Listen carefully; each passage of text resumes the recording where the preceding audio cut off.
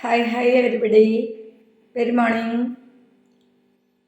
Have a nice day. കുറേ കൂടുതൽ ഉറങ്ങുന്നുണ്ട്.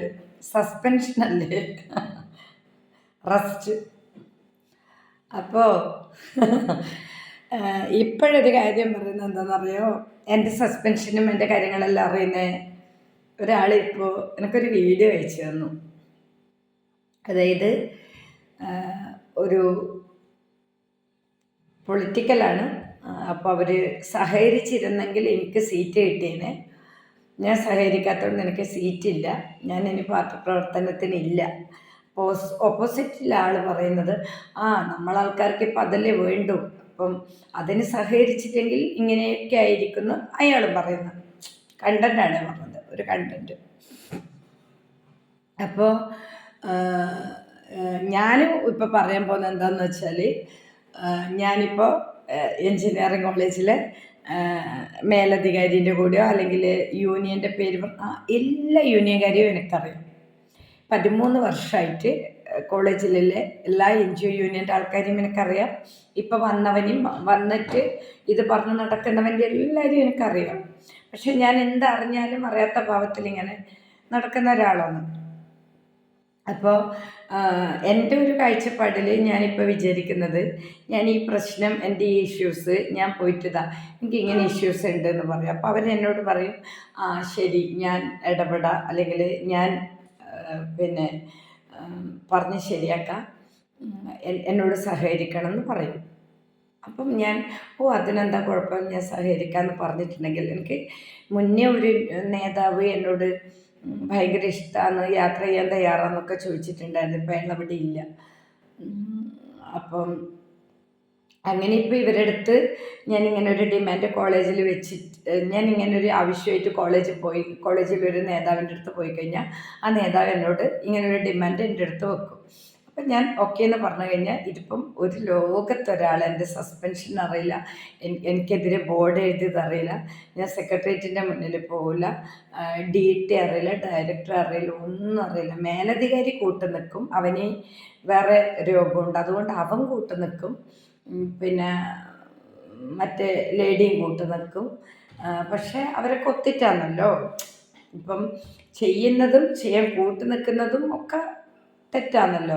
അപ്പോൾ ഈ കൂട്ടു നിൽക്കുന്നവരും പറയും നിങ്ങൾ എന്താണെന്ന് വെച്ചാൽ സഹകരിച്ച് എന്താണെന്ന് വെച്ചാൽ കാര്യങ്ങൾ തീർത്തോ എന്നാര് പറയും?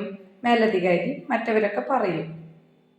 അപ്പോൾ കോളേജിലൊരു കാര്യമായിട്ടുള്ളൊരു യൂണിയൻ്റെ നേതാവുമായിട്ട് സഹകരിച്ചിട്ടുണ്ടെങ്കിൽ എൻ്റെ ഇഷ്യൂ അവിടെ തന്നെ ഒതുങ്ങിയെന്നെ. അപ്പം ഇപ്പോഴത്തെ പറയാൻ കാരണം, എനിക്കൊരാൾ അയച്ചു തന്നു, നിങ്ങൾ ഇതുമാതിരിയൊക്കെ ഒതുക്കി തീർക്കണ്ടേ, ഇതിങ്ങനെ പബ്ലിക്കാക്കുകയാണ് വേണ്ടത്, ഇതിപ്പം ഇങ്ങനെ എന്തായാലും സഹകരിച്ച് കഴിഞ്ഞാൽ നടക്കാത്ത വല്ല കാര്യമുണ്ടോ, എന്താ നിങ്ങളിങ്ങനെ പബ്ലിക്കാക്കിയത്, എന്താ ഇങ്ങനെ പരസ്യമാക്കിയത് കാര്യങ്ങൾ എന്നൊക്കെ ചോദിച്ചിട്ട് എനിക്കിങ്ങനെ മെസ്സേജ് വന്നു, വീഡിയോസ് വന്നു. അപ്പം ആ വീഡിയോ ഇപ്പോൾ യൂട്യൂബുകാർ ഏറ്റെടുത്തിട്ടുണ്ട്, ഞാൻ ഏറ്റെടുക്കേണ്ട ആവശ്യമില്ല. ഞാൻ ഈ മറ്റ് യൂട്യൂബിനൊന്നും ഏറ്റെടുക്കുന്ന രോഗമൊന്നും എനിക്കില്ല. ഞാൻ മാക്സിമം എൻ്റെതായ സത്യസന്ധമായ കാര്യങ്ങളും എനിക്ക് ഉണ്ടായ കാര്യങ്ങളും മാത്രം പറയുന്ന ഒരാളാണ് ഞാൻ. പിന്നെ നമ്മളെപ്പോഴും ഇപ്പോൾ ഒരു ഉദാഹരണം പറയുന്നത്, അവൻ എഴുതുമ്പോൾ പിന്നെ അവൻ്റെ പുറകിലാരും കാണുമായിരിക്കും എഴുതുമ്പോൾ. പക്ഷേ എല്ലാവർക്കും ആവശ്യം എന്താണെന്ന് പറഞ്ഞാൽ, സത്യത്തിൽ ഒരു ഏജ് കഴിഞ്ഞാലും 60 ആയാലും 70 ആയാലും ഈ മരിച്ചിട്ട് 10 സെക്കൻഡും കൂടി ഇതനങ്ങുന്നല്ലേ പറയുന്നത് ഡോക്ടേഴ്സ്. അപ്പോൾ ഈ പല ആണുങ്ങളെയും പ്രശ്നം എന്താണെന്ന് പറഞ്ഞാൽ, ശരിക്ക് ഈ എന്ത് സംഭവിച്ചാലും എന്ത് അപകടം വന്നാലും അത് പിന്നീട് ഇപ്പം നമ്മൾ ആഗ്രഹിക്കുന്ന സാധനം, ഇപ്പം നമ്മളെ മുന്നിൽ കാണുന്ന ആ ഒരു ഇത് കിട്ടണം എന്നാണ് മുഴുവൻ ആണുങ്ങളുടെയും ആഗ്രഹം. എനിക്ക് കിട്ടണം, എനിക്ക് വേണം എന്നുള്ളതാണ് മുഴുവൻ പുരുഷന്മാരുടെ ആഗ്രഹം. പിന്നെ ബഹുമാനപ്പെട്ട ഹൈക്കോടതി പറയുന്നത് എന്താ, ശരീരം പിന്നെ വർണ്ണിക്കരുത്, അവയവങ്ങൾ വർണ്ണിക്കരുത്, സ്ത്രീൻ്റെ ബോഡി ഷേപ്പ് വർണ്ണിക്കരുത്. അങ്ങനെയുള്ള സ്ഥലത്താണ് തരുമോ വരുമോ കാണുമോ കാര്യങ്ങളൊക്കെ നടക്കുന്നില്ല എന്നൊക്കെ ചോദിക്കുന്നത്. എത്രമാത്രം അഹങ്കാരം, എത്രമാത്രം നിയമത്തിനെ വെല്ലുവിളിച്ചിട്ടുമാണ് ആൾക്കാരങ്ങനെ ഒരു ലേഡീൻ്റെ അടുത്ത് ചോദിക്കുന്നതല്ലേ. നമ്മളിപ്പോൾ റോഡിൽ പോകുന്ന ഒരു സെക്സ് വർക്കർ ആയാലും അവരോട് അനാവശ്യം പറയാൻ പറ്റുമോ? ഒരിക്കലും പറ്റൂല. പിന്നെ നമുക്ക് ചന്തി ഉണ്ടായാൽ മാത്രമേ നമ്മളെ പ്രൊട്ടക്റ്റ് ചെയ്യൂ. അല്ലെങ്കിൽ ഇപ്പം ഒരു പൊങ്കാല ഇടാൻ വന്ന ഒരു ലേഡീൻ്റെ കൂടെ എല്ലാം മാധ്യമങ്ങൾ ചുറ്റും വളയുന്നത് കണ്ടു. ഒരു യൂട്യൂബർ ചുറ്റും മാധ്യമങ്ങൾ വളഞ്ഞു പിടിച്ച് തെരഞ്ഞു പിടിച്ച് അവരെ പൊങ്കാലൊക്കെ ചുറ്റും മാധ്യമങ്ങളിങ്ങനെ വളയുന്നത് ഞാൻ കണ്ടിട്ടുണ്ടായിരുന്നു. അപ്പം ഈ മാധ്യമങ്ങളായാലും രാഷ്ട്രീയക്കാരായാലും മേലധികാരികളായാലും എല്ലാവർക്കും ആവശ്യം നഗ്നത തന്നെയാണ്. അത് ഒരാൾ പരസ്യമായിട്ട് എഴുതി മറ്റുള്ളവർക്ക് അവന് കൂടുതൽ ആഗ്രഹമുണ്ട്, അവൻ കിട്ടാത്തത് എഴുതി വെച്ചിട്ട് അവൻ്റെ ആഗ്രഹം തീർക്കുന്നു. മറ്റുള്ളവർ എഴുതി വെക്കാൻ മെനക്കെട്ടില്ല. ചിലപ്പോൾ ഇത് കൂടുതൽ ഇങ്ങനെ ഇഷ്യൂ ആവാതെ ഞാൻ സഹകരിച്ചിരുന്നെങ്കിൽ പിന്നെ ഈ എഴുതി വെച്ചവനെതിരെ നല്ല നടപടി ഉണ്ടായേനെ, ഞാൻ നല്ല സേഫായിട്ട് ഇപ്പോൾ കോളേജിലും ഉണ്ടായേനെ. പിന്നെ ഇനി 2 or 3 ആൾക്ക് ഷെയർ ചെയ്യുമോ? കാരണം നേതാക്കന്മാർ 2-3 ആളുണ്ടല്ലോ, എങ്ങനെ ഷെയർ ചെയ്യും, ഇവരെങ്ങനെ കൈകാര്യം ചെയ്യും അതൊന്നും എനിക്കറിയില്ല. പക്ഷേ ഞാനും നേതാക്കന്മാരെ കൂടെ സഹകരിച്ചിരുന്നെങ്കിൽ ഞാൻ ഇന്ന് സസ്പെൻഷനൊന്നും ആവില്ല, ഇത്രയും വലിയ ഇഷ്യൂ ആവില്ല, ലോകം അറിയില്ല. പക്ഷേ സസ്പെൻഷനൊന്നും അല്ല വിഷയം, സസ്പെൻഷനൊന്നുമല്ല.